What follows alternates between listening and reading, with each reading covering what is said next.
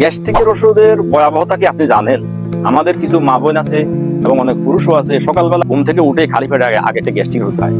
আসলে এটা কি আপনার আদৌ প্রয়োজন আছে কি আপনি জানেন? গ্যাস্ট্রিকের ওষুধ অতিরিক্ত খেলে আপনার খাদ্যনালীতে যদি ক্যান্সার হয়, সেই ক্যান্সারের লক্ষণ পর্যন্ত প্রকাশ পাবে না গ্যাস্ট্রিকের ওষুধের বিরূপ প্রতিক্রিয়ার কারণে।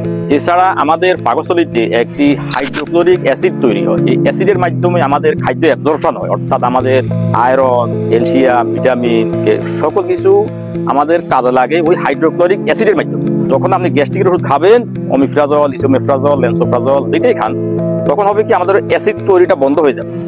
তো যখন আপনার পেটে হাইড্রোক্লোরিক অ্যাসিড তৈরি হবে না, তখন আপনার খাদ্য আর অ্যাবজর্পশন হবে না। আপনি খাওয়া খাচ্ছেন কিন্তু তা মলমূত্রের সাথে বেরিয়ে যাচ্ছে। সুতরাং গ্যাস্ট্রিকের ওষুধ বিনা প্রয়োজনে কখনো খাবেন না। আপনি যদি অতিরিক্ত গ্যাস্ট্রিক ওষুধ খান, তখন আপনার হাইড্রোক্লোরিক অ্যাসিডের অর্থাৎ পাকস্থলীর ওই অ্যাসিডের পিএইচ কমে যাবে।